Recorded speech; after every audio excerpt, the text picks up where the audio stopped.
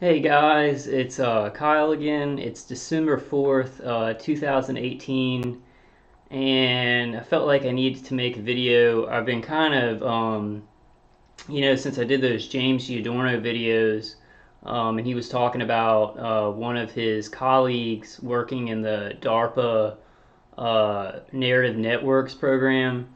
I wanted to look into that because it's about developing novel brain-computer interface technologies, which is heavily used in this mass-produced non-consensual human experimentation. There's brain. My TV's making sound. Hold on one second, guys. Not feeling too great. The grounding is still working, but just my head just feels, so pulsed out and just it's hard to think. This is hell. I'm kind of like right now I'm kind of just going to go through the information. I'm not doing a live stream because it's like 9 o'clock in the morning where I am. And I'm probably not gonna. I'm feeling pretty negative. So right now, what I'm feeling is just like, okay, I'm gonna fight till I can't fight anymore. That's just right now, though. I do feel positive, more positive in other circumstances, but right now, I probably won't be given too much inspirational advice. I'm just gonna go through the information because I feel horrible. I feel like this. I was actually thinking about doing this. I was gonna do some videos, and I think this is completely illegal. I was gonna call the FBI on my videos, just call them every day. And this isn't like a fake. This isn't a fake incident. So I'd actually be reporting terrorism. Because we're being tortured by microwaves. It is terrorism. It is terrorism conducted by contractors with certain clearances and our agencies, and I wouldn't call them my agencies because they're actually murdering people and torturing them. But it's a real situation. But I was thinking, okay, I'm going to do some videos where I just call the FBI and just report this and get what they are saying about it, like get whatever they say about it on the phone, and then put it on YouTube videos. I think I might get arrested for that because I'm just not sure about the legality of it. But then I was thinking, well, who cares? If I do get in trouble for that, maybe it could drum up some kind of concern about this issue. And I could just say, well, it's a real issue, and the FBI is not responding to it, and I'm putting this out in videos. But I don't know. This is what I'm doing today, and I might call the FBI and see, like, say, can I put this on my videos, y'all's responses, because this is actually like a real issue. So I'm trying to think of some things to kind of push us forward. I don't know. It's really hard to think, and it's hard to think creatively, but I'm trying. I'm trying. I think we're all trying. Right now, my body's just like shaking, because I just woke up like, an hour ago. But the grounding's working. They got through some pulse pain the other night because my grounding slipped off my legs, and it was just hardcore. It was hardcore. I woke up, I felt like I was just dying. I kind of feel like I'm dying right now, but I took some kratom this morning, some CBD oil, and I do want to make a video. And I'll make a live stream probably later on this week. Just not feeling great, and that's an understatement. That's an understatement. So I've always had a lot of faith and stuff, but right now I'm like maybe God doesn't, I'm gonna die, I'm gonna get cancer or something like that, so I'll fight until I just can't fight anymore. That's how I feel right now. So I'll stop talking. I'll kind of stop talking about stuff that's just off the top of my mind because I'm not feeling very positive at all. My throat's really shaky and stuff like that. If I can just read this information, I think I'll feel better, and I'll just get some information out. Now, this Narrative Networks program, this is definitely something that DARPA researched into computer interface technologies, brain computer interface technologies, and it's definitely being used in this mass-produced non-consensual protocol of torture and of with the bidirectional stream of energy. They are interfacing with our brain and our nervous system. So, and that is definitely like we do. I have, attackers that are on shift work, but there is automated programs, so computer interfaces. So, my attackers, when I talk about like, I'll have a visual in my head, and there's other things about this too, other protocols and stuff like that. But the one that's just the most potent thing that I can think of is I'll have a visual and it will change in my visual space, and it's actually my attacker like connected their brain connected to the computer, then connected to my brain, and they can actually change the visual in my head. Now that's brain to computer interface technology. So it's used in these protocols of neural manipulation with the bidirectional stream of energy, going to our brain and our nervous system. Hold on one second. I'm just feel like my back is shaking and like my throat's shaking. I'm not really like anxious. I'm more just tortured so bad that I'm just going through so much trauma. I know a lot of you guys are too. I'm gonna try and I might take some more kratom actually right now. This is not helping. This Red Bull is not helping. But I gotta take something to kind of give me a little bit of energy to do this. I hope y'all are doing good. I hope y'all are trying the grounding. And I've gotta get back with my cleansing baths. I'm just, it's not like I'm lazy, but I'm so tired, and then I can just sit down and play video games and look at YouTube videos to keep my mind off of it. But I've got to do more, to clean up my place and do the cleansing baths and everything like that. This is hardcore hell. This is very hardcore hell. I know y'all, you guys going through it understand that. But I got to make a video and get some information out. And this is definitely what DARPA was doing with brain to computer interface technology. Has definitely been mass produced. This isn't the only protocol they're using, but it is. And if you guys don't know, I go to like a head shop, and this is just white Ming Da kratom. Kind of elevates the mood a little bit. And then I take red vein kratom too, and then CBD oil. This is like the safest thing. It's maintainable to help with pain. Better than painkillers or something like that, because I don't see that as very maintainable.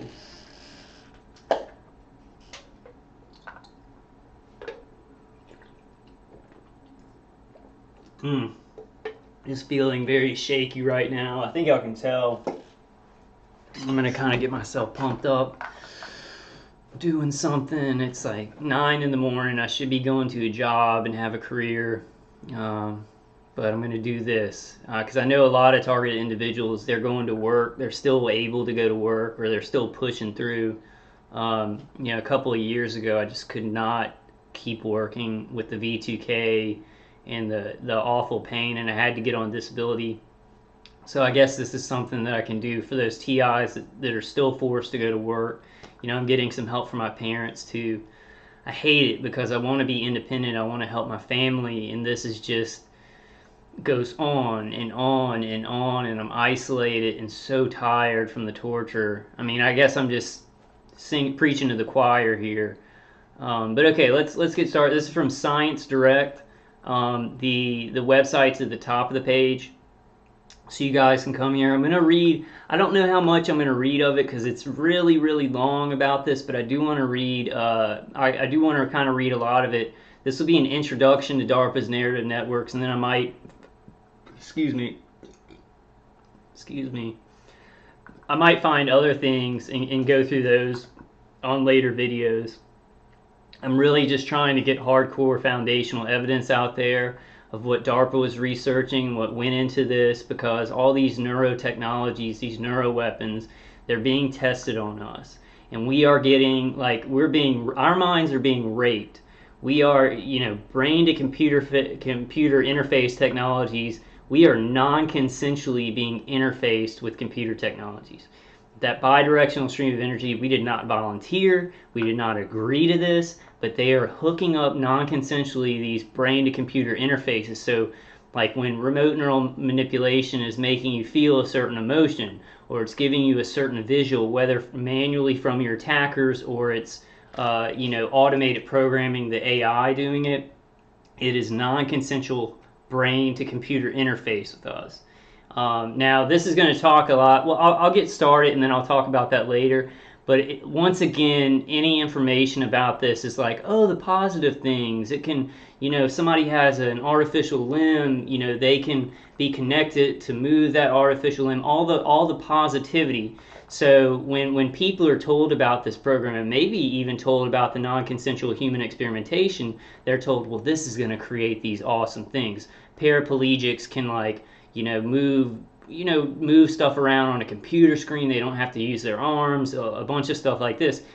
However, they don't, I guess a lot of people aren't told, and some people do know, that they are destroying people's lives and torturing us, targeted individuals, to get these good things, which are maybe going to be about 15%, and then the other things are going to be used to destroy people, how to destroy their mind, how to go to war, how to control people, very, very dark things. But 15% would be like medically good stuff. Okay, so Journal of Neuroscience Methods, volume 244, April 2015, pages 52 through 67. DARPA-funded efforts in the development of novel brain-computer interface technologies. So the highlights of this: DARPA's programs foster multidisciplinary collaborations. So that's what James Giordano was talking about, the de-siloing. They're using physics, they're using biology, they're using, all these different social sciences, they're using social sciences, they're using biology, they're using all these things to go into neuroweapons and neurotechnologies to change our lives for the worse for us. It's changing our lives for the worse, or for the better. Maybe some of these people are going to get some of these medical things that come out of it that will enhance their lives. But it's going to, millions of people need to be experimented on and torn apart to get to that place. It kind of reminds me of that movie, what's that movie with Matt Damon, where there's that big thing up in the sky and they have all these medical advancements and everything for the rich people that live up in the sky, and then the earth is just full of poor people and people that are dying of starvation and disease and everything like that. Elysium kind of reminds me of that. Kind of the world that is trying to, that people are trying to make right now, the people at the top of the hierarchy. And it's already in reality. It's already kind of like this. The elite or the cabal up at the top get advancements, and it helps their lives, protects them, and then all of us down at the bottom are just murdering each other and kind of living in filth. So DARPA's BCI programs span 4 major challenges: detect, emulate, restore, and improve. So they talk about restoring and improving neural networks, which with us, they are not. They are connecting and destroying neural networks, twisting and raping neural networks, raping visuals in, raping emotions in. But they're talking about this, it's restoring and improving. It can do a lot of good, which this technology can do a lot of good. Which I don't understand why it's not only just doing good, if that makes sense. Aims: restore function after injury, improve performance of healthy individuals. So talking about brain-to-computer interfaces that can actually improve the performance of healthy individuals. Okay, abstract. The Defense Advanced Research Projects Agency, DARPA, has funded innovative scientific research and technology developments in the field of brain-computer interfaces, BCI, since the 1970s. This review highlights some of DARPA's major advances in the field of BCI, particularly those made in recent years. 2 broad categories of DARPA programs are presented with respect to the ultimate goals of supporting the nation's warfighters: BCI efforts aimed at restoring neural and/or behavioral function, and number 2, BCI efforts aimed at improving human training and performance. The programs discussed are synergistic and complementary to one another, and moreover promote interdisciplinary collaborations among researchers, engineers, and clinicians. Finally, this review includes a summary of some of the remaining challenges for the field of BCI, as well as the goals of new DARPA efforts in this domain. So, just after reading that, that's showing just the good side, which is maybe 10 to 15% of what's being done with neuroweapons and neurotechnologies. I'm guesstimating on that, but I want people to think, and I guess I want us, the targeted individuals, to think about it too, and anybody who maybe came in here and is not a target individual, if they can improve humans, enhance human, a healthy human individual, if they can improve their performance. I'm reading that off of that because I completely forgot. But if they can improve their performance and they can make them feel better, or make them more focused, or whatever, with brain-to-computer interfaces, what can they also do? Because everything's a double-edged sword. With brain-to-computer interfaces, they could oh gosh, and words hard. They could also destroy, not destroy. I don't want to say destroy, but they could oh gosh, degrade.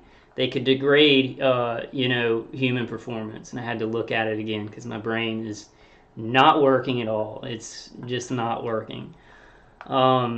But we've got to understand that when they're talking about these programs, they're like, oh, all this positivity, and it's going to do this, and it's going to do that, and it's going to improve neural networks, and maybe people with Alzheimer's, they can get better. What they're doing in a war space, because every technology that is advanced is taken by the military-industrial complex, and they figure out how to use it to destroy people and for war. So when it says, oh, it can improve the performance of a human being, it can also degrade the performance. Like, it's degrading my performance. My mind can barely think, overrun with V2K. The remote neural manipulation is making my thoughts, and I hate saying this, but this is what's happening. It's narrowing my thought patterns. And I used to, like, at the beginning of this when I was getting tortured, I could still think and just use my creativity, but they are like, and I knew I was going to have to do that. I was like, before I started the video, it's like I need to turn my phone off, because when I start making a video, I get all these calls. I get tons of calls from everybody, which is weird, which is really weird. Okay, so I'll move on, because I've rambled a lot. Okay, that's not too bad. Introduction. Brain-computer interfaces, BCI, are systems that mediate signaling between the brain and various technological devices. Now, in our case, it would be, our brain is being non-consensually connected to a platform. I call it automated systems, automated software, the remote neural manipulation. The system they have is, connecting, like, my attackers are sitting at a platform, and this signal is then, a satellite is receiving that signal, bidirectional stream of energy, and then it goes to a cell tower, and then to my head, my nervous system, and then it's sending that back, because it's bidirectional stream of energy, back to their platform. And then, like, what I picture, like, one of the attackers on the shift work actually, like, puts on some kind of cap that can read their, like, a visual from their brain. It's connected to the computer system, and it can funnel through the satellite, cell tower, then to me. So that's like when I have a visual and it changes and I didn't change it, that would be for my attacker. Now they can also do this automatedly with AI, with automated programs, so they don't have to sit there and manually do it all the time. And I have a lot of that, things that they've done over and over again are then put it into the automated, remote neural manipulation protocol.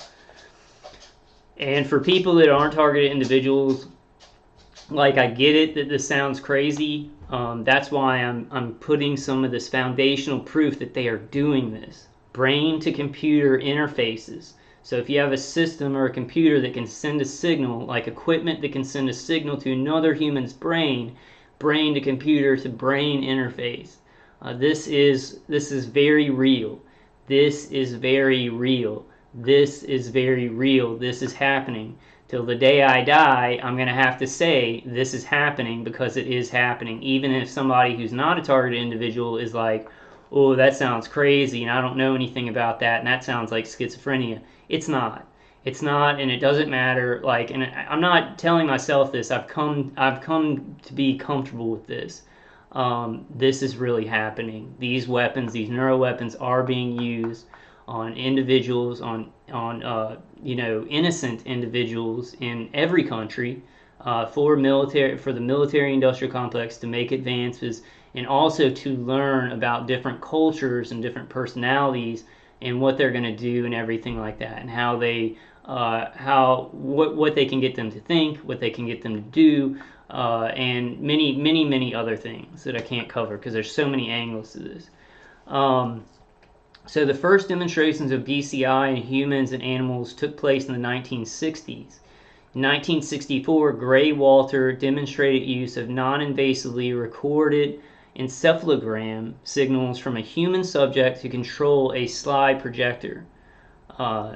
Shortly thereafter, Fetz demonstrated that by providing food reward to awake non-human primates along with auditory or visual feedback on the firing rates of neurons in the motor cortex, these neurons could be operantly conditioned to increase their firing rates by 50 to 500%. In 1971, the term brain-to-computer interface, BCI, was coined by Jacques J. Vidal, who laid out a comprehensive experimental research plan to interface the human brain with computers, including the XDS Sigma 7 at the University of California at Los Angeles, that coincidentally also served as the first node of the Advanced Research Projects Agency Network, ARPANET. Following these initial demonstrations, the field of BCI has expanded significantly, encompassing both invasive and non-invasive. Non-invasive would be like what targeted individuals are talking about. So they're not cutting open our heads and putting a chip in. Some targeted individuals think they may have a chip in their brain, but I do not think that I have a chip in my brain.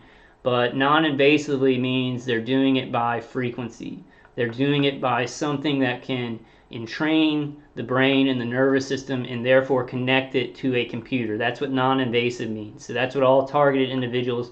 Now, some of us think that maybe we have implants, but that would still be, the signal and the manipulation would still be considered non-invasive, I guess, because you're not putting electrodes on the brain.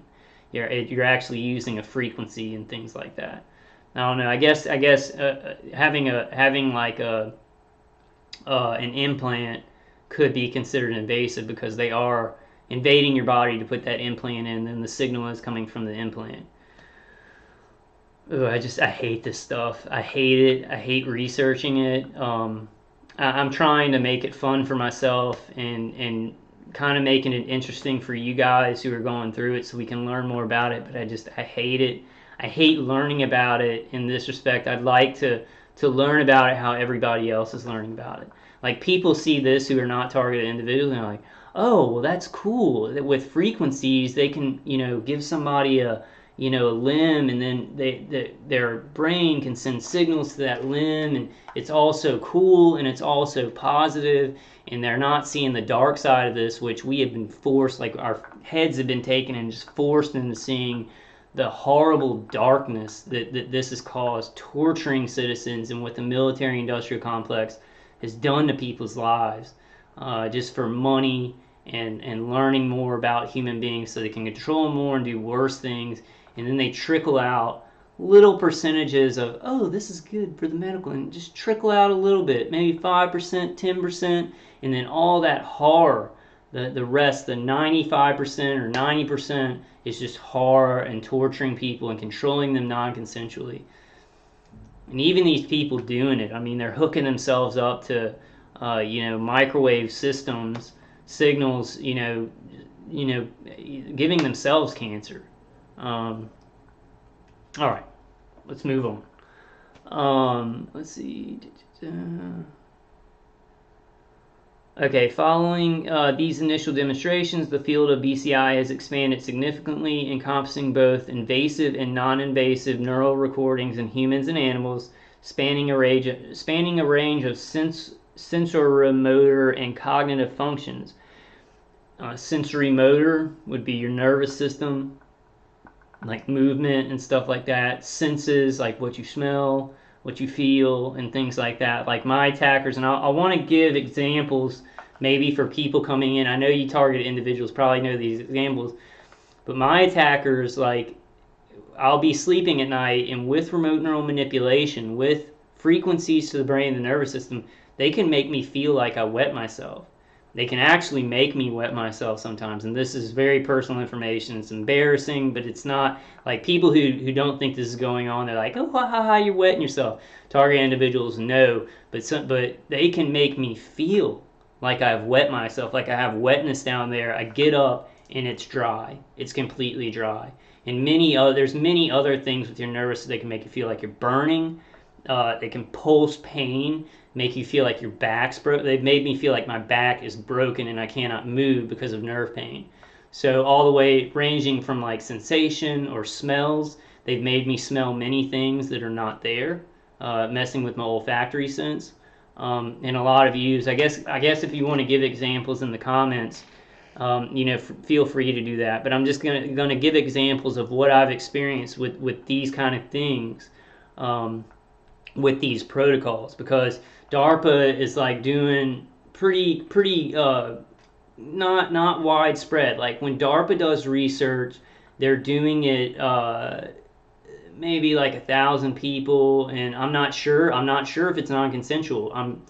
What's happening with us, I'd kind of say probably a lot of it is non-consensual, but they're not. It's not worldwide. DARPA's like taking something, and then when DARPA figures something out, then it's mass produced. Then it's mass produced, and they want to find out more on a mass scale, and that's what's happening with these protocols that are run, with these torture protocols that are run on us. But that's not all. I mean, this angle of brain to computer interface research is not the only angle being done on us. So please, when I make guys, I want y'all to know this, because I know some people, they'll maybe leave in the comments, no, it's depopulation, it's not experimentation, or it's they're insurance fraud. They're trying to put out life insurance policies on us. Those things exist. Those things are happening within this. When I talk about a specific thing, I'm not saying it's just this. There are so many angles involved in this torture, in this research. They're trying to get so many things out of it, and learn so many things, and make money from so many things, and make organizations work together. So there's so many agendas in this, and that's why it's all hush hush. Like when we talk about it, it's like, hey, we want to make sure you're dying peacefully. Like I was thinking about this morning. Like my psychiatrist is like, I want to make sure you're not thinking about hurting anybody or yourself. So she wants to make sure I'm peacefully being murdered. And then these people murdering us, nobody's checking them. Hey, you're murdering people. Oh, well, they're murdering people peacefully. Oh, those gang stalkers, they're like destroying your life peacefully. I'm not sure where I was going with that. I was just very angry about it, because it's like, hey, are you mad, bro? You're getting murdered. The people murdering you aren't, they're not kicking up a fuss. They're just murdering people, but they're being peaceful about it. But you're being murdered, and it seems like you're mad. That's fucked up that you're mad. You're mad about being murdered. I want to make sure you're not thinking about hurting anybody or defending yourself. You peacefully die, and we're going to go ahead and cover up those people who are murdering, because they're not in pain. They're not, they're not wigging out or anything like that. They're not acting agitated. They're murdering peacefully. I mean, I've done that twice on this video. Maybe I should figure out something different. But, okay, I wanted to read this last part.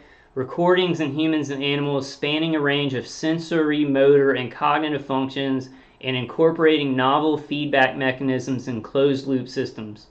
I don't know what that means. While most closed-loop BCI systems provide feedback to the user on system performance through the presentation of sensory, primarily visual information, approaches have also been developed to provide sensory feedback through direct stimulation of the nervous system.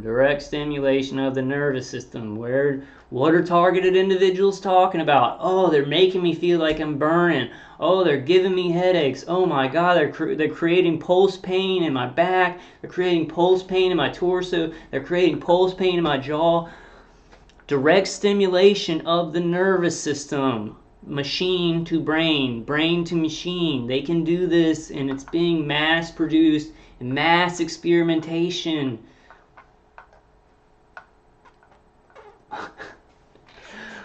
All right, people got to wake up. I mean, we're gonna die. Like, I mean, we're so screwed if people do not wake up, because the type of things that they're doing now, if they perfect these things and they go to the next step where it's like, where people don't even know about this, and then they go even further, and then people are like, oh no, that doesn't exist. I mean, we're doomed if people don't wake up. I don't want to. I'm trying not to say, because I'm in a very negative place. I'm in a very negative place right now. I really am. It's not forever though. Sumaya did she was filling in for Ella, and she talked a lot about balance, and how if you feel like negative and just like this is never gonna get better, and the pain is so bad and it's so bad that it's unbearable, you've got to realize that's not going to be forever. It's not going to be forever. You're going to have good times. You're going to have times where you have hope. And I really like that message that she gave on the Thursday night call. But just right now, I feel like, I feel really negative. I feel like people are so stupid in the world, and I'm not talking about targeted individuals who are going through this. We're kind of woken up, by this stuff, but people who aren't experiencing anything and are very shallow and don't really care, and they'll actually participate in this stuff, and they don't realize that it's really, being perfected so it can hurt them and their children later on, but they don't care because they don't have enough time to think about it. And I'm just like, good God, I mean, we are in trouble. We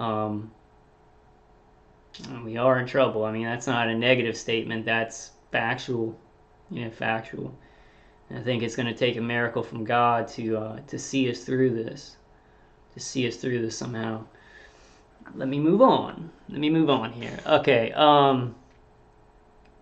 For instance, unidirectional systems such as cochlear and retinal implants, so they're admitting cochlear and retinal implants, can provide partial restoration of sight and hearing through the direct stimulation of neurons within the cochlea and retina, respectively.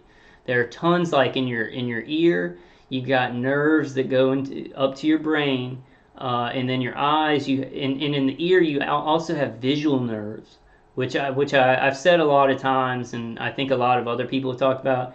In your ear, the nerves that go to your brain, there's visual and auditory nerves connected in. Also, your eyes have nerves to the brain, but they're actually auditory nerves connected into those. Those are like kind of intertwined. They're all intertwined.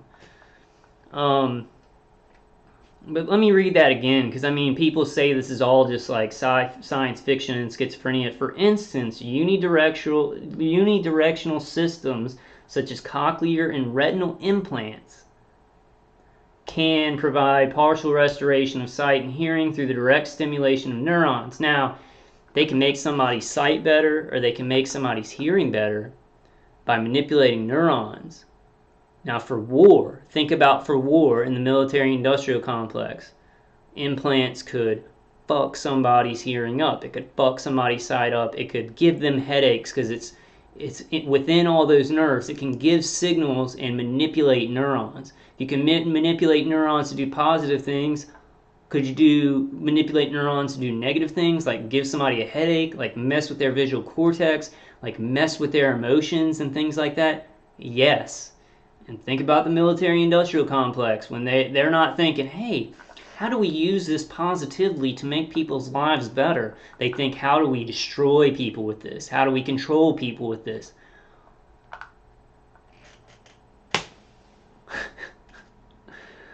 I'm laughing nervously and out of agitation, guys. So I know a lot of I know a lot of TIs, like, and I was like this the first couple of years. So I'd hear people laughing about how retarded all this is and like how bad it is, and they were just laughing nervous. They didn't know what else to do. It's like you either laugh or you cry. And I've started to, like, I'd get mad. I'd be like, why are they laughing? This is so serious, and it's so serious, and people are dying. But I'm kind of at that point where I'm like, I want to laugh and I want to, still joke around even though this is serious because I'm going through it. So I feel like I have uh, the right to laugh. I feel like if I wasn't a targeted individual, I would not have the right to laugh about this stuff because it's scary and it's hurting people. But I'm like, it's the only way I stay sane.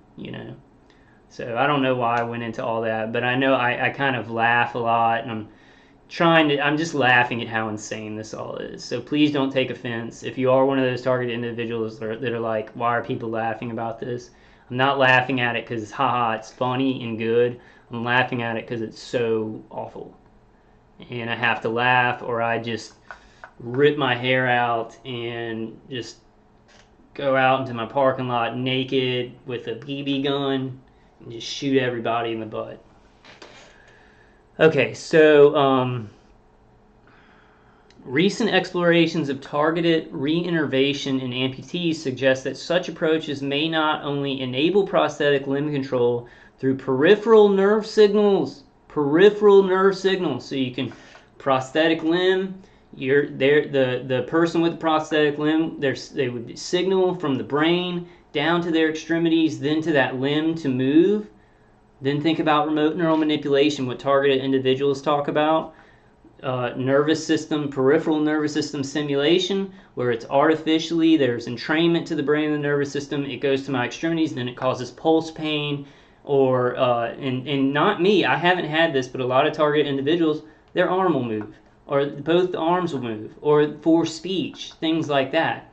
So a lot of targeted individuals have a protocol where their limbs are moved and they can't control it. Like there's signals, their brain and nervous system is entrained, signals to their peripheral nervous system move their limbs, and that's like 10% of it is going into like when somebody gets a prosthetic. So they're making you move like a mannequin, targeted individuals that are experiencing this, so it can go into 10% of this. But then the military-industrial complex can take 90% of it and say, hey, we can take an enemy soldier and walk him off a cliff. Or we can take a soldier that's scared and move his limbs. If he gets too scared, he won't move. I mean, they're doing, this is like 10%. This good stuff is 10%, and it's all they say. There's so much horror from this. So when we see this technology, don't just be like, oh, that sounds good.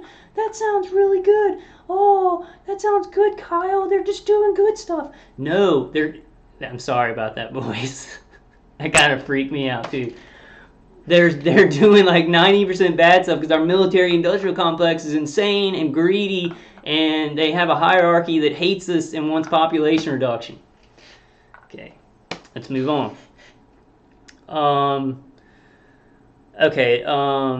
Approaches may not only enable prosthetic limb control through peripheral nerve signals, but may also provide a means of conveying somatosensory sensation of touch, temperature, pain, and vibration to these patients. That's very important.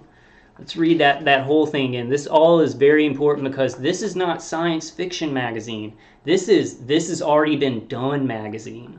This is Science Magazine, DARPA. They know how to do this stuff for artificial signals from the brain to the extremity, then to the prosthetic limb. And then you hear targeted individuals talking about they can't control their limbs. Now this is important because it goes back to when I'm always saying I got pulse pain in my back. They're pulsing pain to my jaw. They're pulsing pain. They're pulsing pain. Signal to the brain, extremities, then to the point of pain. Recent explorations of targeted reinnervation in amputees suggest that such approaches may not only enable prosthetic limb control through peripheral nerve signals, but may also provide a means of conveying somatosensory sensation of touch, temperature, pain, and vibration to these patients. Now, I've had this too, And a lot of target individuals, actually I heard a target individual on a conference call the other night, and she was talking about they just vibrate my legs. It's like this vibration, and then it's like they vibrate my whole body. It's a sensation. Vibration is a sensation. Now, I think that if we do heavy metal detox, we can stop some of that vibration, but it is a sensation that the nervous system can create. Because, like, you're on, say you're, I'm trying to think of something that vibrates and get your minds out of the gutter. Like say you're standing on an air conditioner outside and it's vibrating. You get a sensation. It's a vibration that your body's getting. That sensation can be artificially applied. But the pain one is the one that I want to look closely at, because I talk about that a lot. My attackers have, lately they've been externally hitting me because of the grounding of my leg and how that's stopping a lot of the pulsed nervous system pain. But recently, before that, that's what they were focusing on. Causing pulse pain up the left side of my back, causing pulse pain in my jaw, so it's signal to the brain. And I've already said this a million times, so y'all know what I'm going to say. I feel like if I'm very nervous, like I'm like physically nervous, like my nervous system is shaky, so I feel like if I just do a lot of hand movements and kind of get loud, it kind of helps. It kind of helps me to push through. So if it's annoying, please know that I'm doing it so I can just get through the information. I know you guys love me. Oh, I feel horrible. I'm dying. Please help us, FBI. Please help us, people. Whoever's not bad in society, please help us. This stuff is real. Psychiatrists, doctors, get out of it. Stop participating in it. Please help us.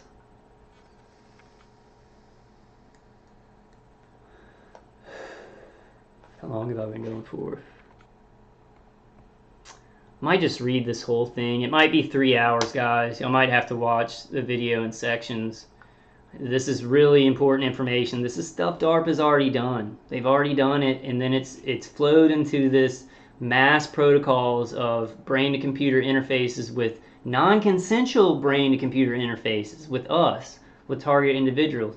Bidirectional stream of energy that is interfacing with our nervous system and our brain non-consensually. We did not volunteer. We did not agree to it, and it's torturous. And like, I feel like I'm dying a lot. I feel like I'm dying now.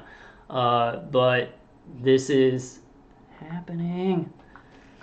I don't know why I'm doing this, because it's like, I know mostly target individuals watch my videos, but there may be, you never know, a senator or maybe PewDiePie. Maybe PewDiePie will come and watch one of my videos one time and he'll say, I need to make a video about that.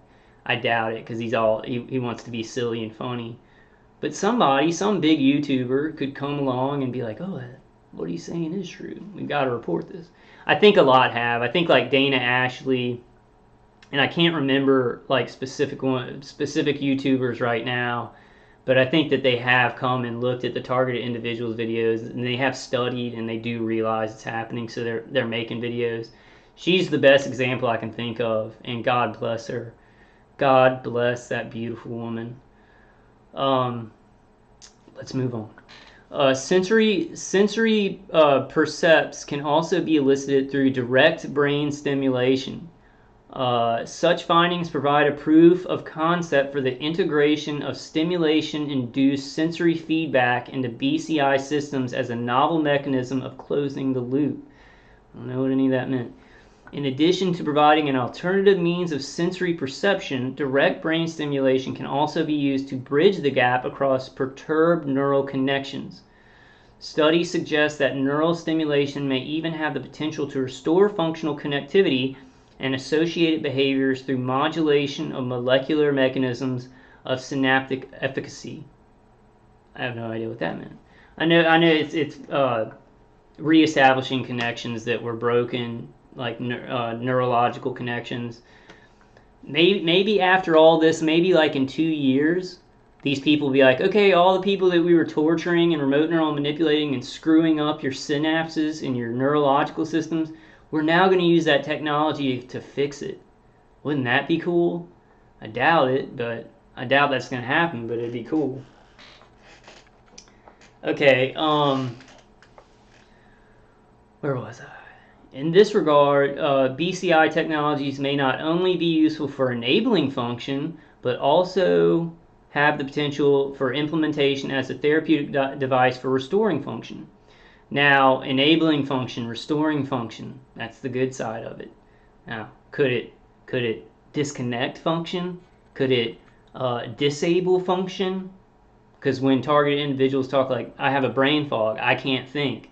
Could it disable neurological function? Could it manipulate, obfuscate? I think that's the way you say it. Disrupt function? Yes. Yes, if it can restore function and it can enable function, then can it mess up function? Can it F it up? Yes. Yes, and that's what targeted individuals are talking about.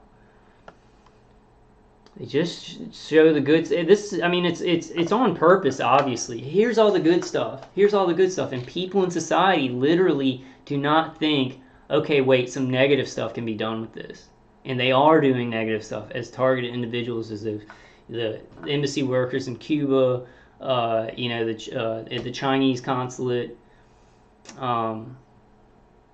People just don't think. They just eat up the propaganda of how great this very, very powerful technology, neurotechnology, it's only going to do good. And that is not true. Listen to targeted individuals, because you read this about all the good stuff it's doing, and then listen to targeted individuals because it matches up. Disruption of the nervous system, pain to the nervous system, things that we did not invite into our lives are happening to us. This is proving it. It's showing all the good things, and then the opposite is happening to us. And I do think that they're actually targeted individuals who, like, they are actually improving their brain function, making them smarter, making them stronger, and things like that. Maybe non-consensually, but those people aren't going to speak out.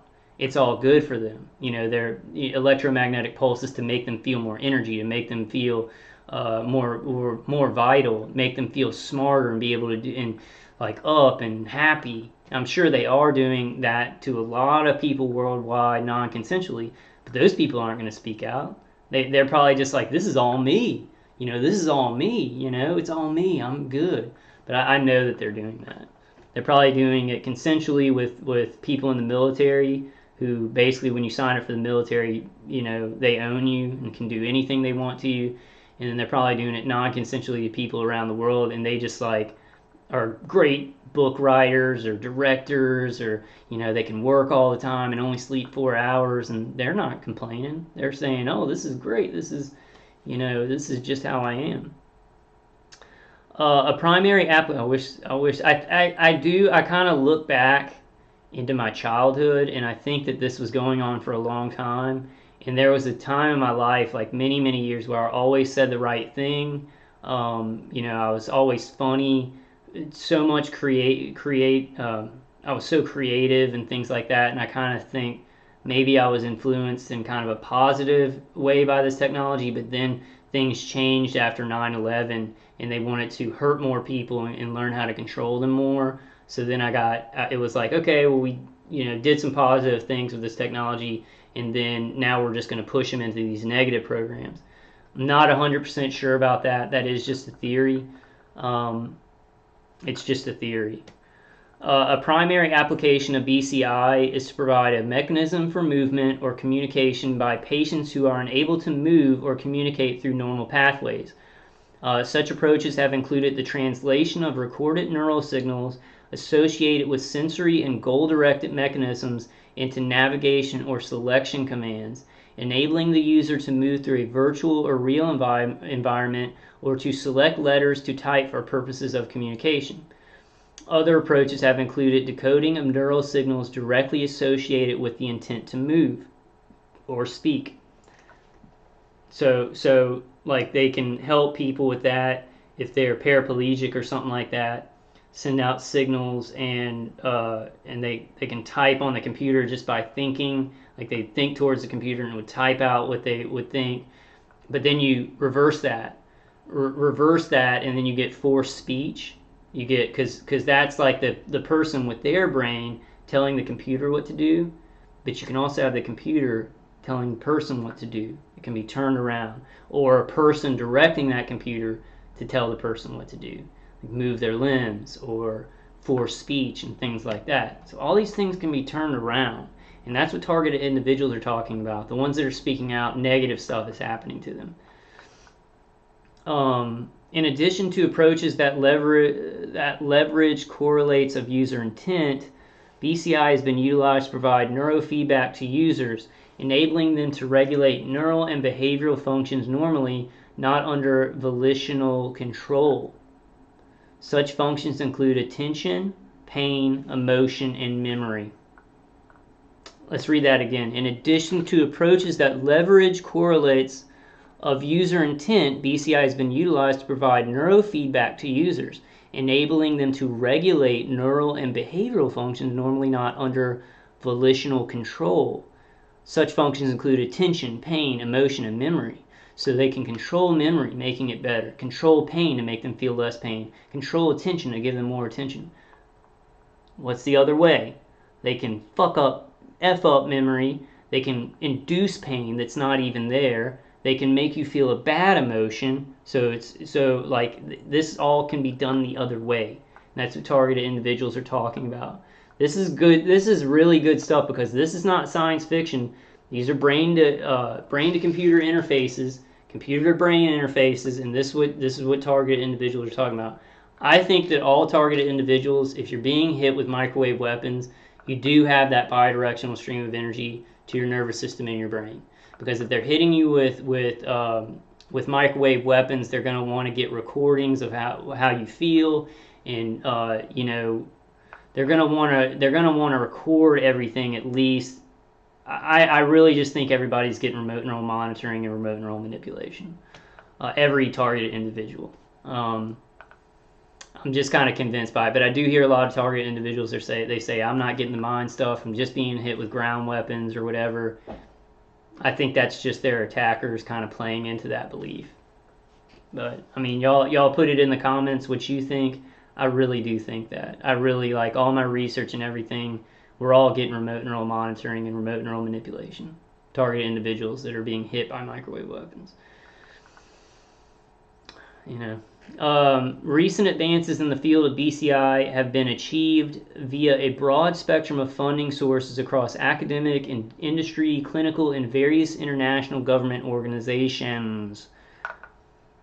Recent advances in the field of BCI have been achieved via a broad spectrum of funding sources across academic, industry, businesses, contractors, clinical, hospitals, medical industry, and various international government organizations, the DoD, the CIA, DoD, CIA, contractors that are connected to those.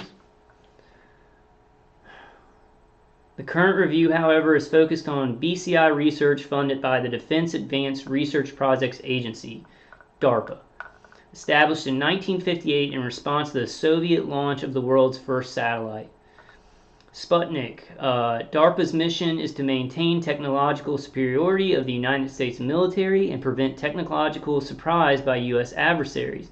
Defense Advanced Research Projects and Agency, 2013. So the research that they're doing is cutting edge and advanced, and it all flows into the military-industrial complex.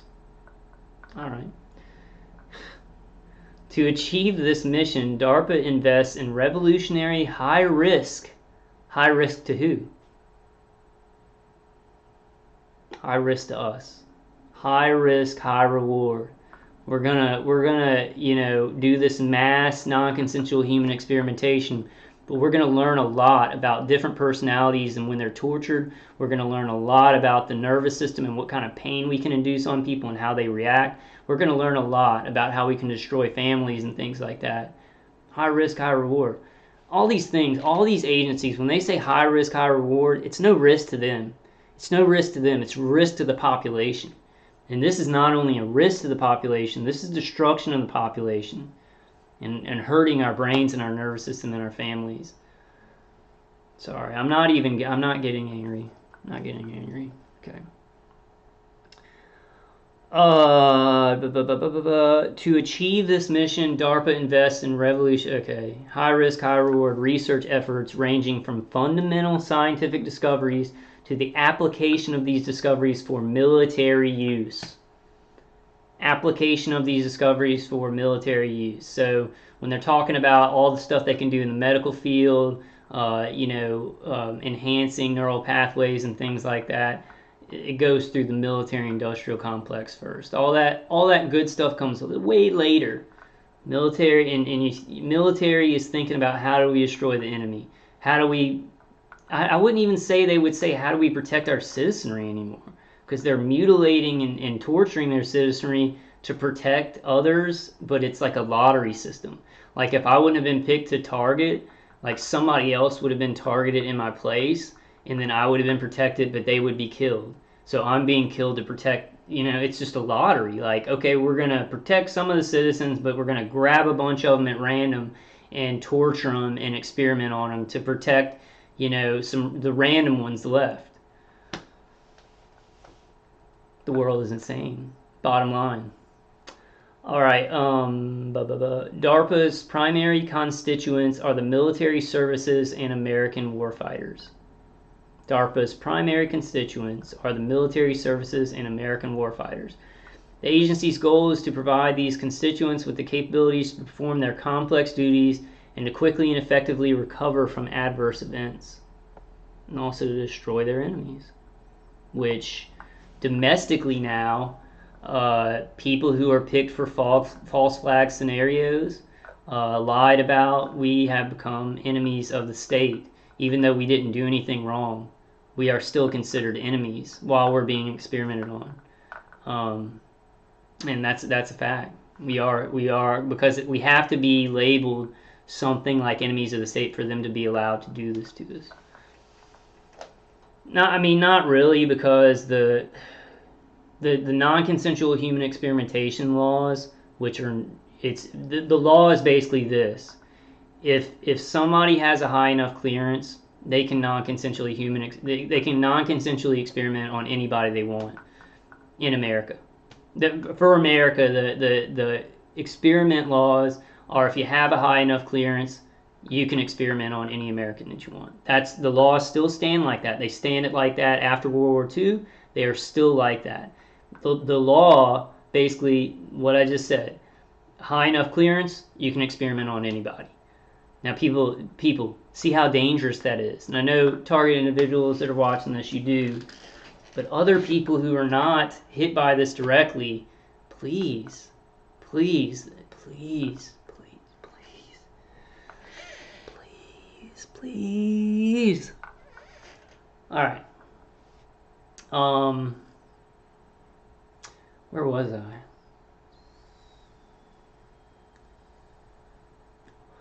Hold on one second. I actually had to, before I started making this video, I'm not going to show y'all, but I have the copper scrubbies, and they're put into a Ziploc bag and then two grocery bags, and I put them down my pants, because if I don't, my attackers will just start hitting me with external microwaves in the groin. And so I took it off this morning to go to the store, because if I'm walking around, it's not as bad. And I came back and I hadn't put it back in, and I was like, well, I'll just do the video. I was just thinking, I'll just do the video without that. And like about 2 minutes after I thought that, they just started hitting me in the groin as hard as possible. So I actually had to put it back on. That's called tertiary or secondary torture. For me to have to wear that crap in the front of my pants all the time, and it's not comfortable at all. Like when you're sitting down, I have to shift, and it's just not comfortable. So that's the kind of crap that target individuals have to go through, which you guys know. It does kind of help when I'm just like, okay, and I'm just loud and I keep going. Like my nervous system can't really catch up.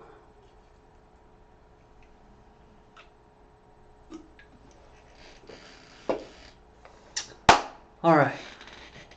While DARPA itself does not conduct scientific research, The agency's program managers and directors, whose expertise spans diverse scientific and military fields, are highly immersed in the scientific research community as well as the U.S. military community, which are kind of the same things because the U.S. military is just researching on citizens, cutting them up with microwaves and, just electromagnetic pulses to the brain and the nervous system.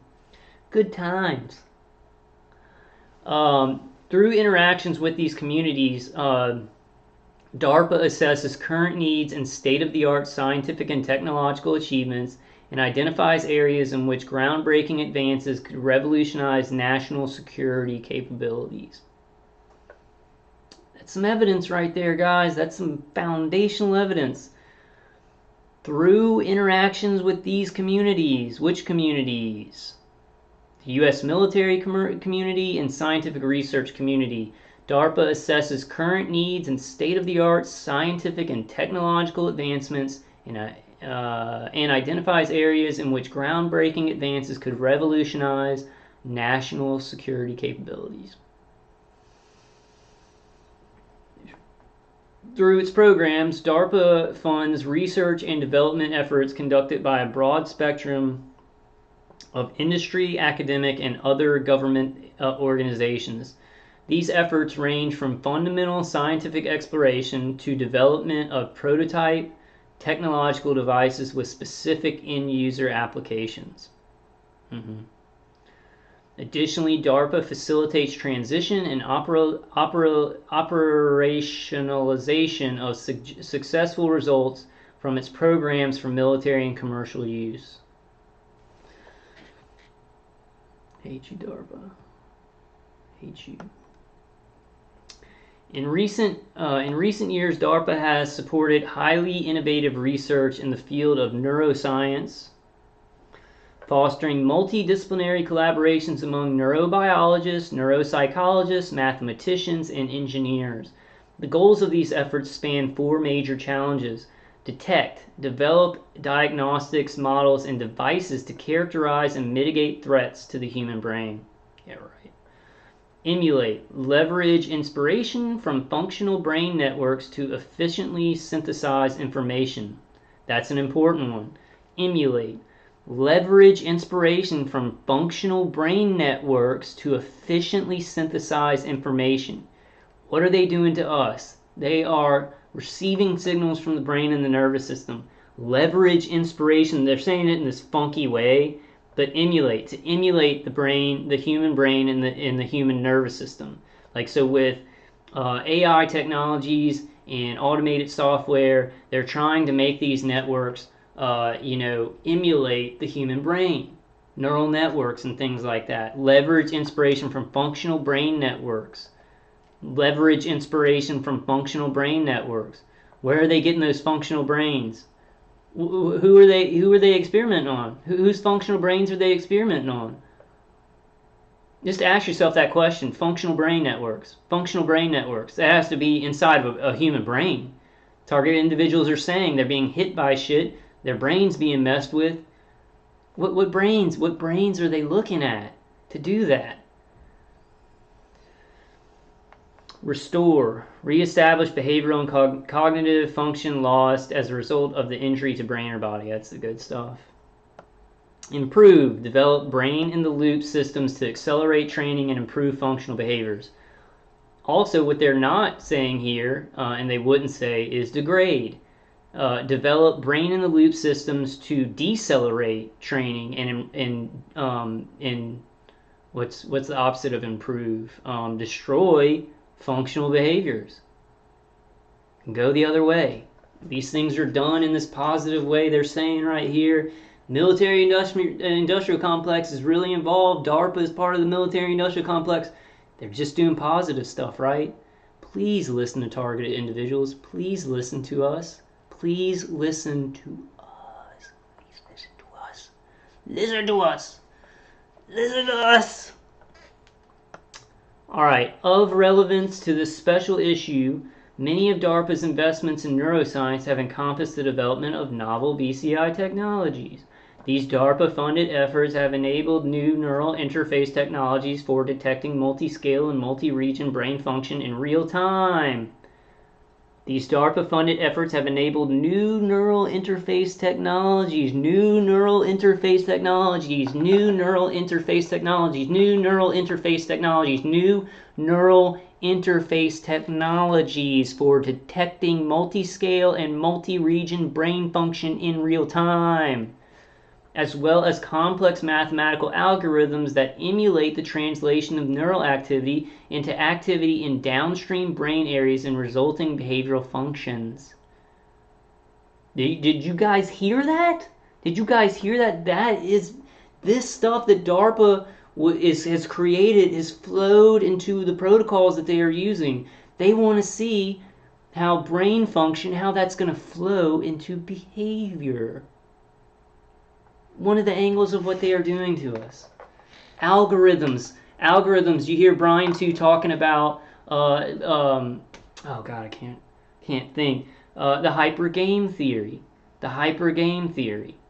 That's what that is. Taking complex mathematical algorithms that emulate the translation of neural activity into activity in downstream brain areas and resulting behavioral functions. This is awesome. I'm glad I found this, because this is just like, it exists. This exists, and it's what's being done to target individuals, only twisted into negative. They're seeing how negative things can make people have certain behavioral functions, and how how neural function goes into that with complicated mathematical algorithms. Together, these neural interfaces and mathematical models are integrated into BCI systems that can restore and/or facilitate near natural neural and behavioral function. So these neural interfaces. Okay, let me do what's happening in targeted individuals, because it's the opposite of this. Because if it can do the good thing, it can do the bad thing. So that's what I'm going to keep doing.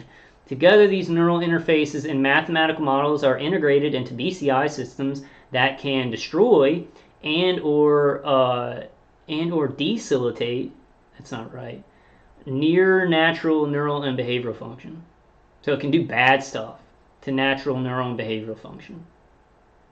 If it can do good stuff, it can restore. If it can facilitate healing, then it can destroy. And it can degrade, which is like what my brain feels like from this torture and the remote neural manipulation. My brain feels degraded. My nervous system feels degraded.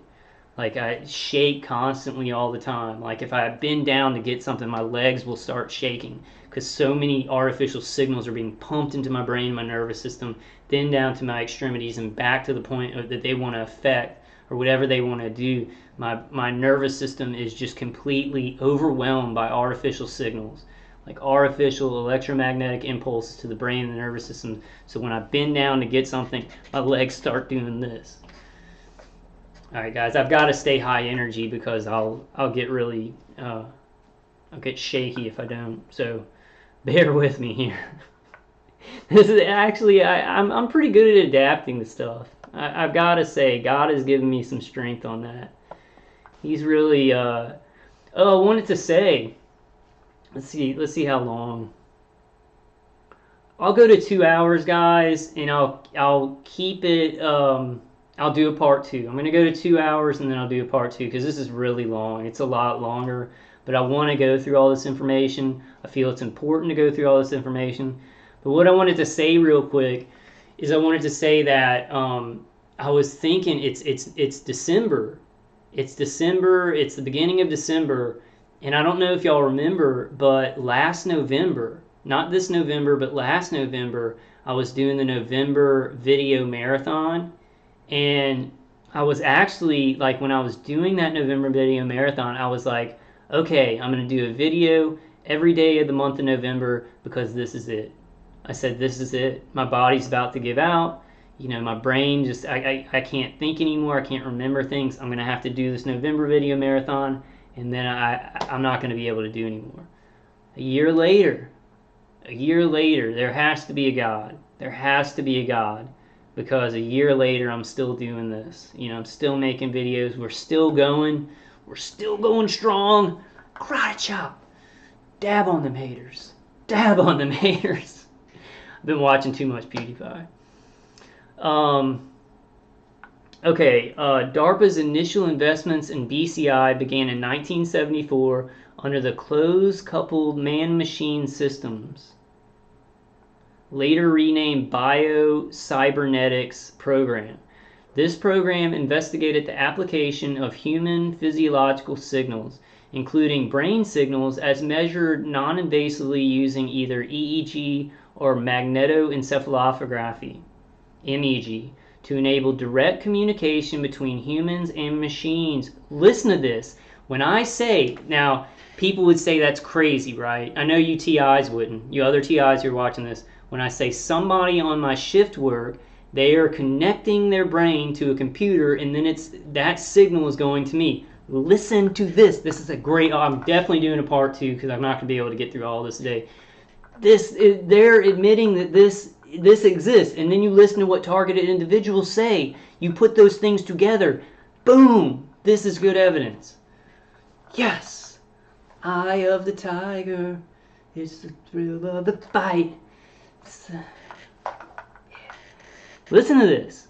This program investigated the application of human physiological signals, including brain signals, as measured non-invasively using either EEG or magnetoencephalography. That's electromagnetic. Magnetoencephalography, that's electromagnetic pulses to do that. To enable direct communication between humans and machines, and to monitor neural states associated with vigilance, fatigue, emotions, decision-making, perception, and general cognitive ability. Wow, there it is. The program yielded notable advancements such as detailed understanding of single-trial sensory-evoked responses in the EEG of human participants. The detailed understanding of single-trial sensory-evoked responses. They're trying to get responses out of us. Does this sound similar? It sounds like something somebody was researching. They're like, well, we got to do mass experimentation to figure out this angle of it. Wow. The program yielded I already did that. These efforts demonstrated that neural activity in responses to visual checkerboard stimuli alternating at different frequencies at each of 4 fixation points could be decoded in real time and used to navigate a cursor through a simple maze. In 2002, DARPA took a deeper dive into the field of BCI by launching its Brain-Machine Interface program, shortly followed by the Human Assisted Neural Devices HAND program. These early programs tackled a wide array of BCI challenges, including sensory motor control of prosthetic devices, facilitation of memory encoding, decoding of visual inputs,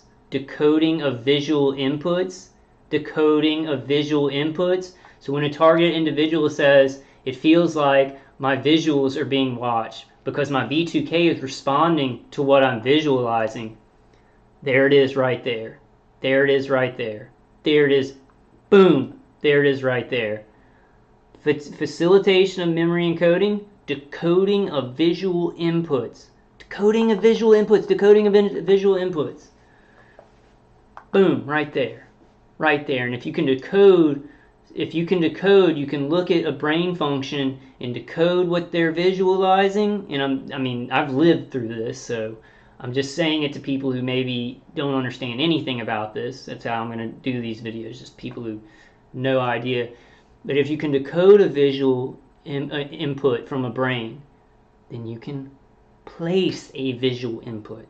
Anything that you can read from the brain, you can put back. Boom!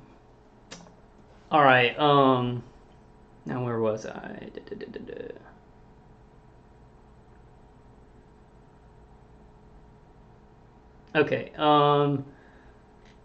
Okay, decoding of visual inputs, development of dynamic neural decoding algorithms.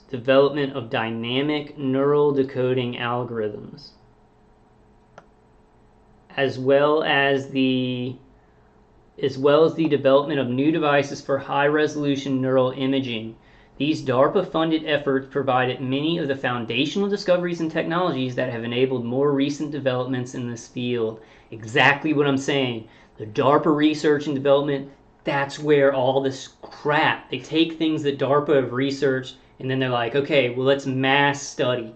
Let's do mass experimentation. Take this out into the field and non-consensually rape people and torture them so that we'll be practicing some of this, decoding of visual inputs, decoding what we're visually thinking. And this doesn't even, I mean, this information isn't even including like microwave hearing, like V2K and stuff like that. This is just the remote neural manipulation portion of our torture. This review highlights several recent and ongoing DARPA-funded programs that are aimed at utilizing BCI to either restore neural and behavioral function following injury to the brain or to improve human performance through intervention during training or operational tasks. Notably under President Obama's Brain Research through Advancing Innovative Neurotechnologies Initiative, his BRAIN Initiative. President Obama's Brain Research through Advancing Innovative Neurotechnologies Initiative, announced in April 2013, so Obama was clearly involved in picking this up, in getting more targeted individuals in there. Neurotechnologies. He's,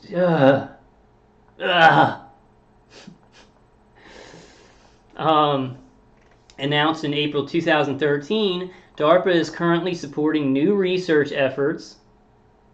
DARPA is currently supporting new research efforts aimed at the development of novel BCI technologies for restoring function in human clinical populations with either neuropsychiatric or memory dysfunction. The goals of these new programs will be described further in the conclusion of this review. Further research. Who are they researching on? Who are they researching on? Who are they researching on? Who are they researching on? Who are they researching on? All right, DARPA BCI efforts to restore neural and behavioral function. Let's see how. 116. I'll go to like 1.5 hours, and then I'll do. I wonder if I can remember where this is. Oh, let's see. Oh, it's really long. It's really long. Hold on, I may go down.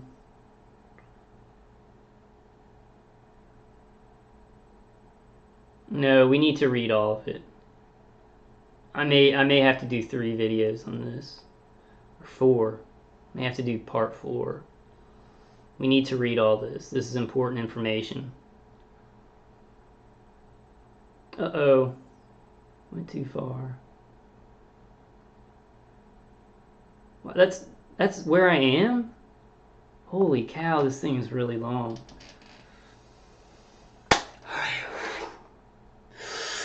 Wait, breathe in through the nose. Wait, breathe. Which? I'm gonna go to 2 hours. I'm going to 2 hours, guys. I'm going to 2 hours. High five. High five. High five. Going to 2 hours. Going to 2 hours. Spider-Man. Oh, and then stretch. Oh. And then smoke.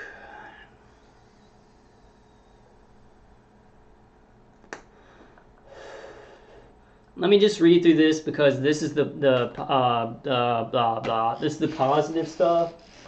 This is the positive stuff about it, that it can restore neural and behavioral function, which they're doing in us the opposite. They are disintegrating neural and behavioral function to us, I guess, to see how taking it apart, back engineering. If they want to put it back together, they got to see how to rip it apart, right?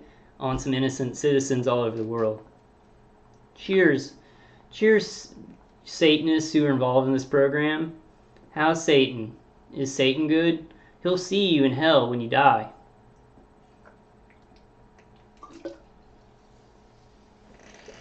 All right. DARPA BCI efforts to restore neural and behavioral function. Recent and ongoing DARPA programs supporting the development of BCI technologies to restore neural and behavioral function include revolutionizing prosthetics, reorganization and plasticity to accelerate injury recovery, restorative encoding memory integration neural device, restorative encoding memory integration neural device, and reliable neural interface technology. Reliable neural interface technology, which would be the neuroweapons, a lot of the neuroweapons that interface with our brain and our nervous system. These programs are complementary and synergistic, leveraging novel techniques to interface with the nervous system, providing new fundamental approaches to modeling the nervous system, and enabling direct communication with the brain, body, and environment. Let me read that again. These programs are complementary and synergistic, leveraging novel techniques to interface with the nervous system, providing new fundamental approaches to modeling the nervous system, mapping the nervous system, mapping the brain, and enabling direct communication with the brain, body, and environment. For the application of actuation, revolutionizing prosthetics is translating state-of-the-art BCI systems to restore sensory motor function in humans, and repair is utilizing animal models to advance neural decoder capabilities through the incorporation of multi-scale dynamic models that account for the brain's plastic changes underlying sensory motor function during learning or following injury. The BCI system developed by the Remind program targets a different neurobehavioral system, memory, and has demonstrated the improvement and restoration of performance on memory tasks in animal models. Finally, the RE-NET program is addressing challenges involved in developing safe, robust BCI systems for chronic use and is applicable to a broad spectrum of BCI applications. Now, my memory sucks. I used to have a photographic memory when I was a kid, and then it maybe got a little bit worse, but I could remember any actor's name. I could remember anybody who I'd met. I could remember their face, their name, everything. Photographic memory now, I can barely remember what I did yesterday. So for me, this neural manipulation, the remote neural manipulation, is harming my memory. It's harming my memory and degrading my memory. So that's great that they're using it to repair memory. Can always be done the other way, and that's what they're doing to many targeted individuals around the world. Revolutionizing prosthetics. The Revolutionizing Prosthetics program began in 2006 with a vision of restoring near-natural dexterity for people with loss of upper limb control. The objective was to allow wounded warrior amputees to improve quality of life, maximize function and independence, enable activities of daily living, and return to service if desired.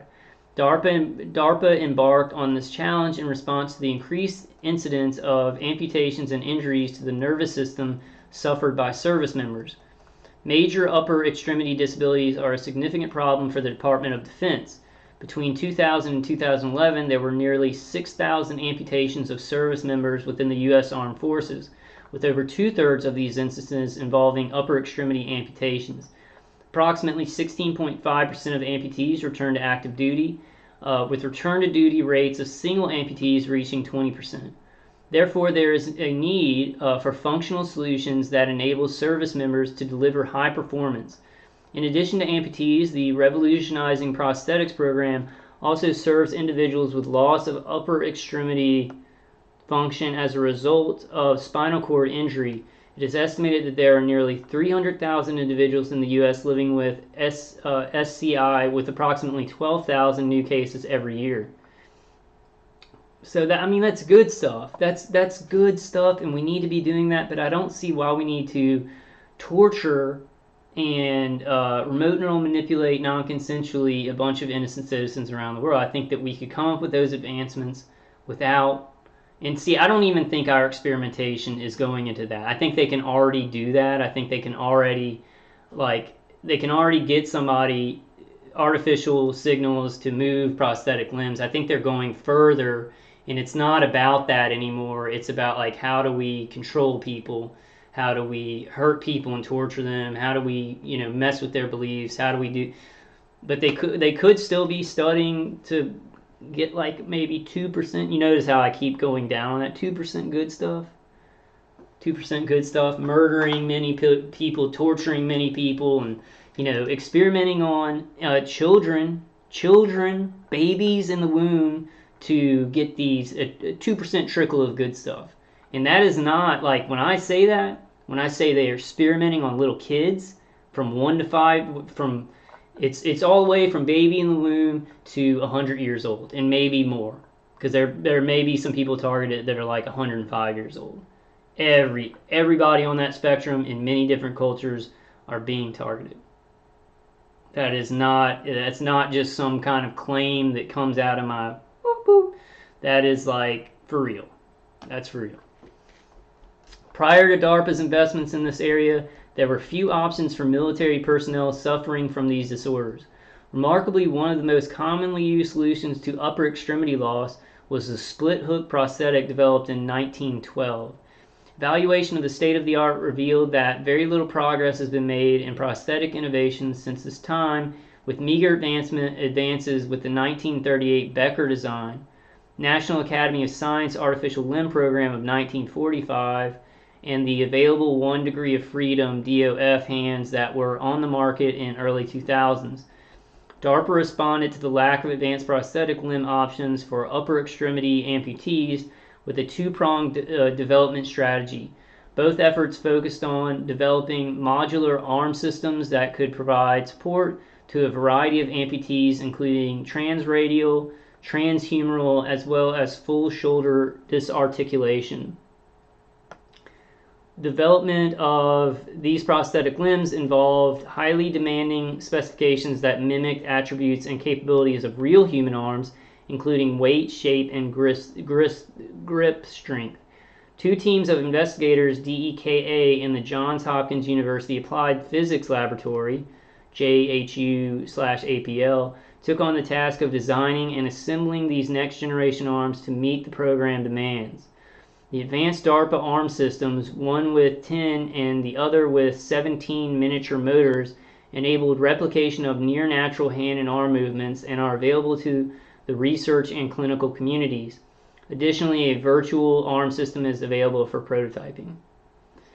In addition to the arms themselves, the Revolutionizing Prosthetics program also produced innovations in the user control interface. Since the diversity and loss of upper extremity function was high among military personnel, the control interfaces had to provide multiple options such as the user could use the solution most appropriate to their own needs, thus leading to personalized medicine.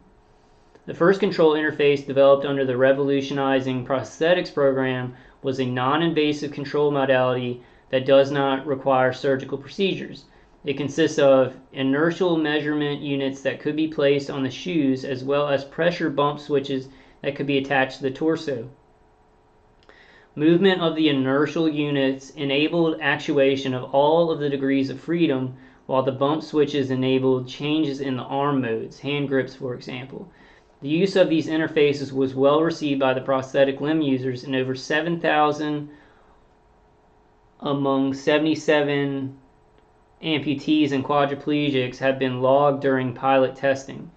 Other viable approaches for peripheral control of these arm systems include the electromyogram, targeted muscle reinnervation, as well as nerve interfaces such as implanted myoelectric sensors.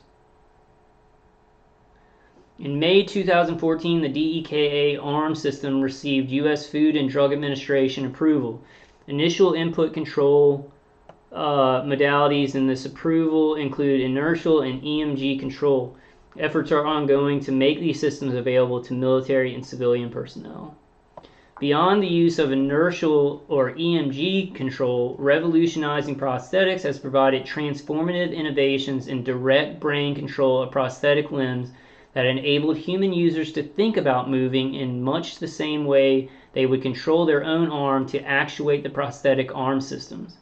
I know I went through a lot about the prosthetic limbs, but this is very important for the way that that it's been developed to interact with the nervous system in the brain using electromagnetic pulses and things like that.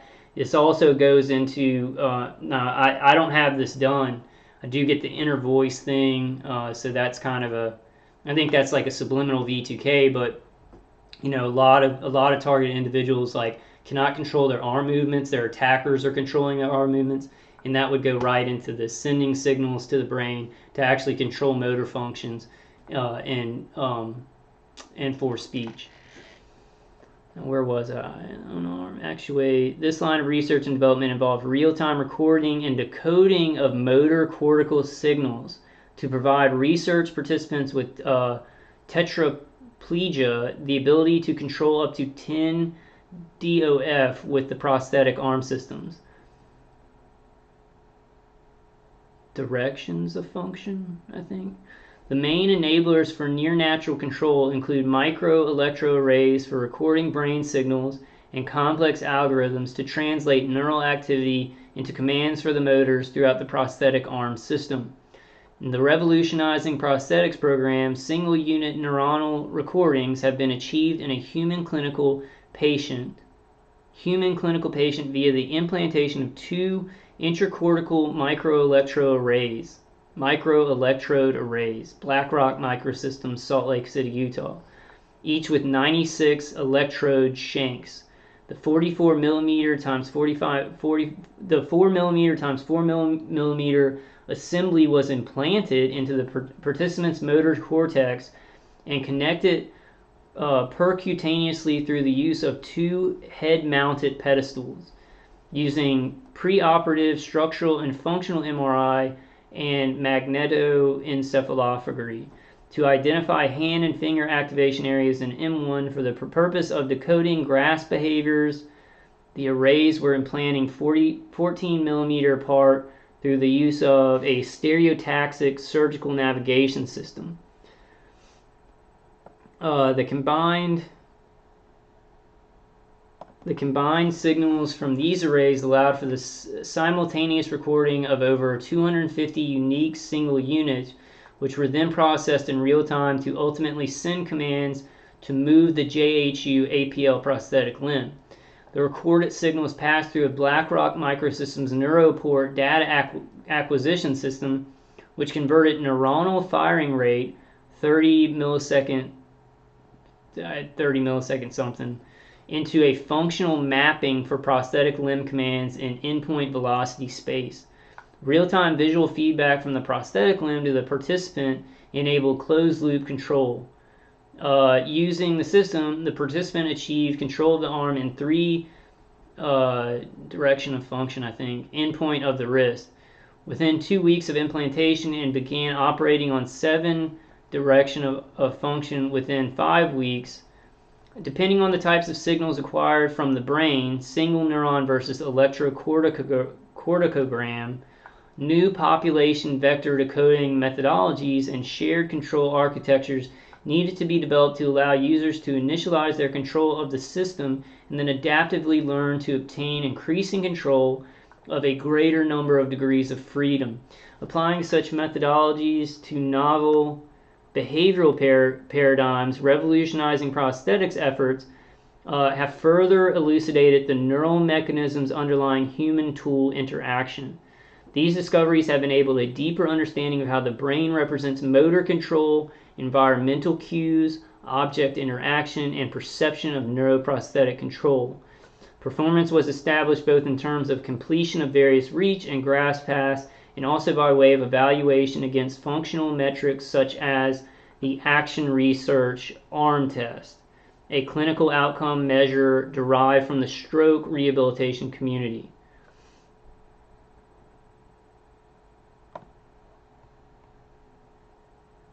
Okay, I'll go a little bit further. We'll probably stop on the next big new, gosh, can't think. It's like my thoughts are stolen. They're just being, it's like they're being covered up, so I can't think them. The next big new topic, I'll probably stop on that, and then I may do, I'm gonna go through this whole thing because I think this is very important information, even the prosthetic limbs, because in some of this research, they were finding out how the nervous system works, how the brain sends signals, how they can send artificial signals to actually do this. And that research flows into other stuff, and then flows into brain to computer interface studies, and then in research, and then flows into what we're going through with remote neural manipulation non-consensually. Like the computer has interfaced, humans have controlled the computer to interface with my brain and my nervous system, and it's rape, because I did not consent to having a computer, to having a bidirectional stream of energy connect with my nervous system and my brain. It is rape. It's rape and murder. Okay, yeah, so let's go to the next. Oh shoot, my grounding's coming up. I got it back on there. I got it. Oh, got it. Okay. Now I gotta drink Red Bull. Yeah, I'm definitely gonna. This is really long though, so it might be like 5 parts. I'll do a long live stream on the next one so I can get through most of it. I'll do like a 3-hour live stream or something like that, and then we can take breaks. I'll take breaks and come into the chat, and we can talk about other stuff, then go back to this. Maybe a 4-hour live stream. I don't know. What's today? Tuesday? Today's Tuesday. I'm not making any promises, but either Wednesday, Thursday, Friday, or Saturday. I'll do that live stream.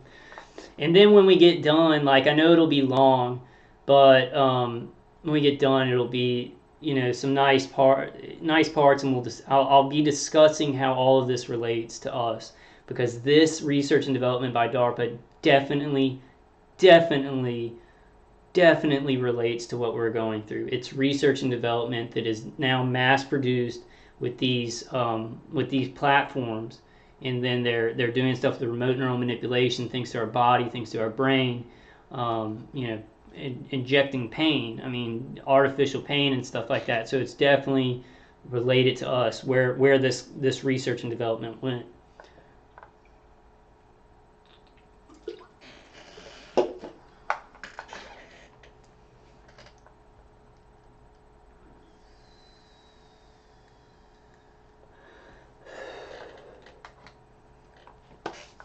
To continue to push the frontier of the intersection between brain science and technology and deliver the most natural arm systems, DARPA researchers have laid the foundation for adding the next generation of neuroprosthetic control by exploring the restoration of the sense of touch. Constructing closed-loop, complete sensory motor systems is essential for identifying objects, manipulating objects, and even grasping objects in the absence of vision. Some of the first steps in developing these next-generation interfaces have involved investigating how the non-human primate brain encodes sensory information provided via natural means, tactile stimulation of the subject's own fingers, and comparing that to the psychometric evaluation of the encoding of sensory information delivered through cortical stimulation. These efforts explored simple precepts of touch as well as complex encoding of slip and texture.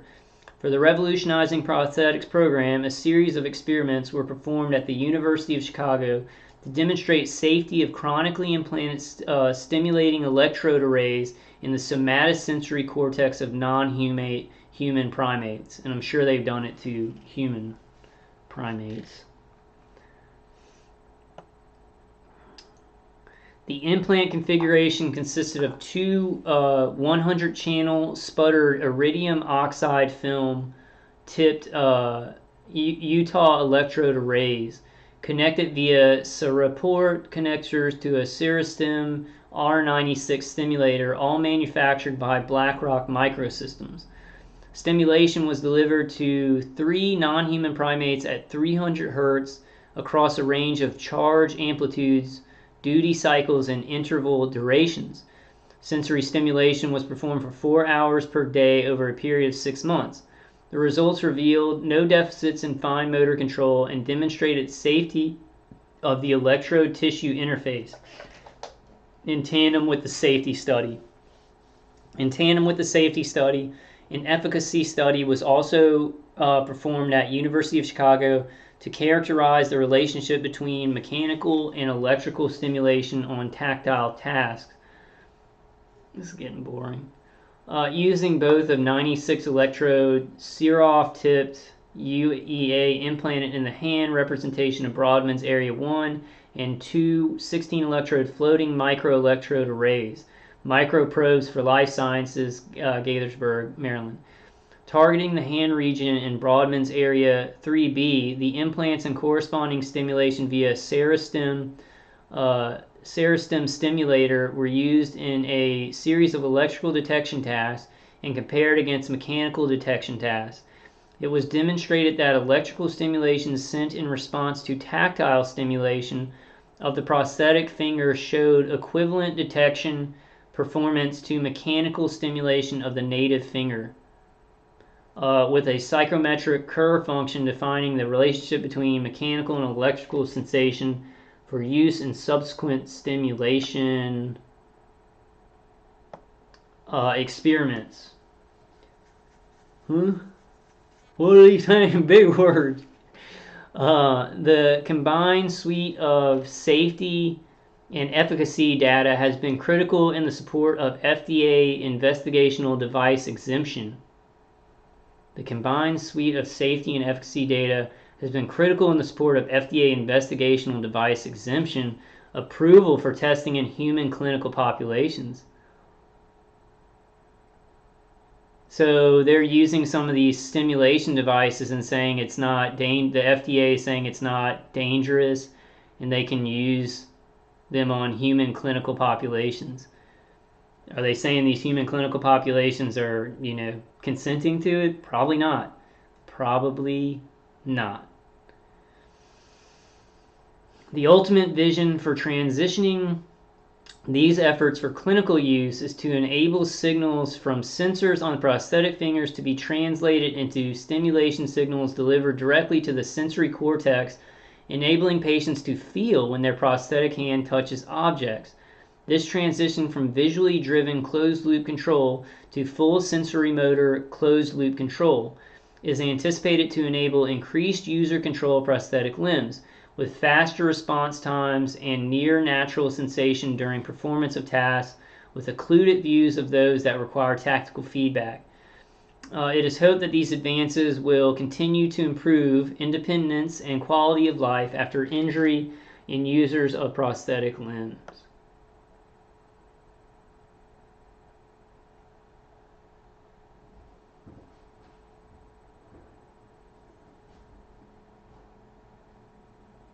Yeah, I'm gonna have to continue this. I'm gonna do a really long live stream, and so y'all can talk so y'all can chat in the chat room and not be bored to death. But I need to go through all this stuff because this is like DARPA's research, which is, a lot of this was the precursors to the full protocols that they are working on us now. They've microwaved people for a long time, since the 1950s actually. With implants, Project Moonstruck, look into that. The CIA in like 1952 or 1953 put implants in people and sent electromagnetic signals to those. Now without implants, well, they've been microwaving people with implants for a long time, and then eventually got to where people don't need implants with nanoparticulates and nanotechnology. But so let's read this diagram, and I'll go ahead and read what's under it, but then I'm going to go ahead and wrap this up. This will be part 1, and then I'll do just a long live stream whenever I'm feeling energy and try and get through as much of it as I can. Hopefully it's not just about prosthetic limbs, but this is where a lot of this stimulation of the nervous system came from a lot of this research. So S1M1. So where does it start? So it's a loop. So let's start at the brain. Recorded signals from M1 go to the recorded signals of the brain, then decode motor intent, and that moves the robotic arm reads sensor output from arm. So it reads the sensor output of what it's touching and things like that, and then it converts it to stimulus pulses. And then it electrically stimulates another area of the brain to give you, like, if you had a prosthetic limb, you could touch this computer and you would feel it. You'd actually feel it. Like, I'm touching it now, and normally I'm getting those signals in my brain. So it's pretty amazing. I wish they were only doing incredibly cool stuff with this technology, but they are not. They're doing some horrifying, satanic horribleness. Download full size image. So figure 1, idealized bidirectional brain. Idealized bidirectional brain-computer interface for closed-loop prosthetic control. Neural correlates of motor intent are recorded from electrode arrays implanted in motor areas of the brain, such as the primary motor cortex. The signals are decoded and used to control the movement of a prosthetic arm. Sensors on the robotic arm detect information on touch via contacts with external objects and or proprioception via movement and position of the prosthetic limb. Outputs from these sensors are then converted to patterns of stimulus pulses that are delivered via implanted electrode arrays to sensory regions of the brain, such as primary somatosensory cortex. Okay. All right, guys, I think I'm going to stop there, and I'll definitely go through more of this. That's a good place to stop so I can see the picture and know where I stopped. But look how long this is.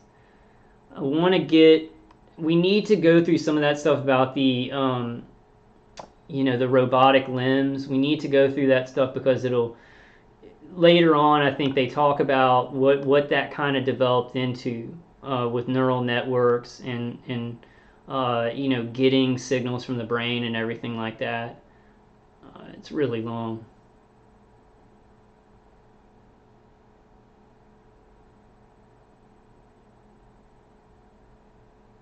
Might just go down to narrative networks. Oh, I don't know. It's really, really long. I'd have to do like it ended there. I could get a lot of it. I could do a live stream and y'all could chat, and I could read through a lot of it. I really want to go through this, and I want to just, when I see stuff that really, because there's some stuff in here that you can tell was a precursor research to what we're going through. When they talk about signals to the brain, they talk about, artificial pain signals, or where you can control pain signals by interaction with the brain. There, you can reduce pain signals, or you can increase pain signals and things like that. So it's pretty important information. I think I just want to go through it all. I make a bunch of videos anyway, so if I made like 3 or 4 parts to this, I really think it's important. It's important information. But everybody check out DARPA Neural Networks. This was really, I guess, the most insight I found. Well, there's a lot of insight in this.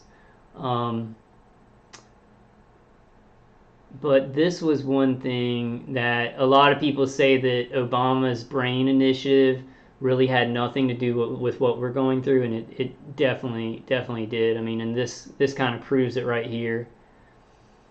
Where was it? I guess I did read a lot of this today.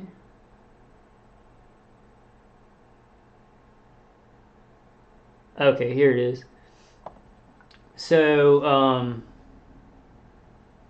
notably under President Obama's brain research through Advanced Innovative Neurotechnologies initiative announced in April 2003, DARPA is currently supporting new research efforts aimed at the development of novel BCI technologies for restoring function in human clinical populations with either neuropsychiatric or memory dysfunction. The goals of these new programs will be described further in the conclusion of the review. They just don't say what they do. Like, to learn about this, to research and develop how to fix a memory impairment or anything like that, they have to do a lot of research on screwing it up, like on seeing, or maybe that doesn't flow into that, that research, but the research that's being done on us is destroying us. learning how to destroy us, learning about what behaviors when we're tortured that we'll do, and it's all negative. It's all negative. Like the research and development done to us non-consensual, non-consensually non-consensually. Words hard. Words hard. The people going through this non-consensually, it's a nightmare. It's a nightmare. It's destroying. Like it's hurt my family. I don't speak to them nearly as much as I want to, and I can't. I can't work because of it. So it's a nightmare. It's a nightmare, guys. But all right, guys. I guess that's all for this one, and I'm gonna come back with a part 2 on it. I might end up skipping down to the narrative networks part. We'll see. We'll see. But I hope y'all got something out of this. Some more foundational proof of what DARPA was working with, and then what targeted individuals are talking about. We're talking about, our extremities being controlled. We're talking about pain to the nervous system. We're talking about these things, and they're saying this has been researched. And we know that signals, you don't need an electrode in the brain nowadays to send a signal to the brain. They have completely, that was like in 1970 that they needed an electrode in the brain. I think even then they could, remotely pulse the nervous system in the brain, but they just weren't talking about it. All right, guys, I hope y'all got some information, some knowledge. I hope I made it halfway not boring, because it's kind of boring. I mean, there's so much good stuff that comes from it. There's so much bad stuff that's coming from this technology. It should not be boring. It should be the most important thing we're talking about, because we're talking about our brain and our nervous system and being in control of it in the future.